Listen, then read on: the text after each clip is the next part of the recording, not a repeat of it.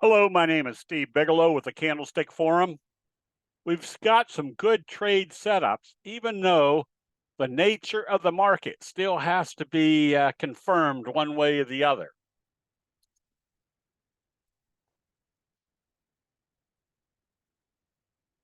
As we can see, the Dow came right down to the 50 this past week.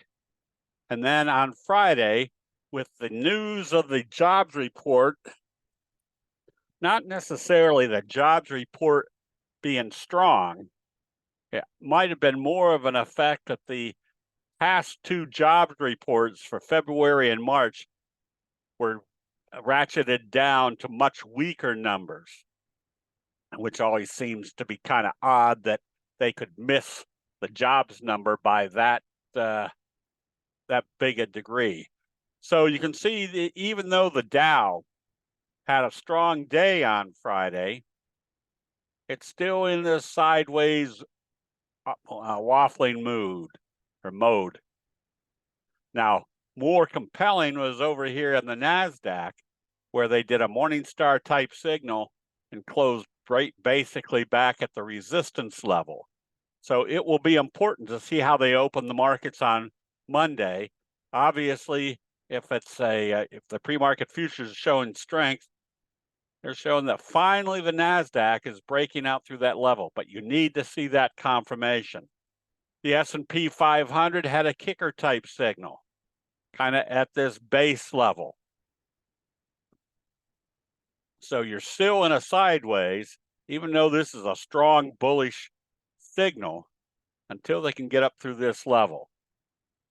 Positive trading on the pre-market futures on Monday would at least imply they're going to come back up and test this level.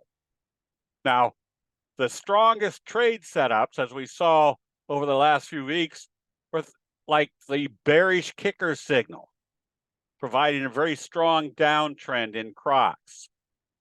We're seeing that same scenario with a strong best friend signal in Wayfair, which was a result of their earnings report. So you have kind of a scoop type pattern with this best friend signal telling you there's probably a good possibility of a slingshot effect to the upside.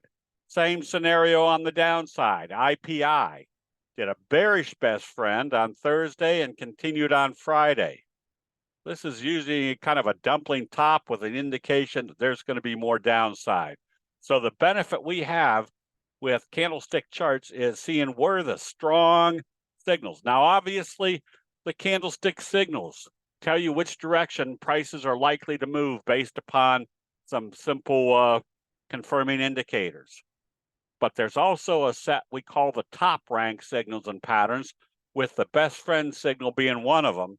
But if you see an indecisive day and they're gapping it in a specific direction, that's usually telling you the investor sentiment is very strong going into that direction. So not only do the candlestick signals tell you when to buy, but a lot of people ask, well, how do you know when to take profits?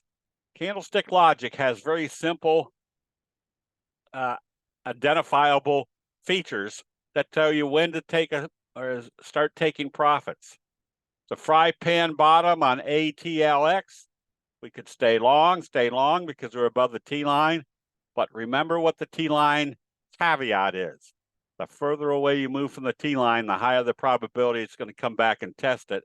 So if you're way up here, that far up above the T line, just put a safety stop here, especially if your stochastics are in the oversold area. So again, not only does candlestick analysis tell you when to get into a good trade, it tells you the logical places to put your stop losses. So the bearish best friend is constantly producing high probability results, as we see in Wolf. So this week, the bank sector, or the financials, seem to have bounced back just by utilizing the ETF or the spider for the financials. That's a Morningstar signal. That's where you start going and finding which of these stocks, if they're trading positive, are the best ones to go after. Basically, it boils down to If you can identify what the sector is doing, then you can go find the best stocks in that sector. Our offer is still out there. Come try us for a 2-week free trial. You'll be surprised how much information you get in our chat rooms each day from traders that have been using candlestick analysis for a good while that identify which trades are setting up the best. That'll be it. We'll see you in the chat rooms.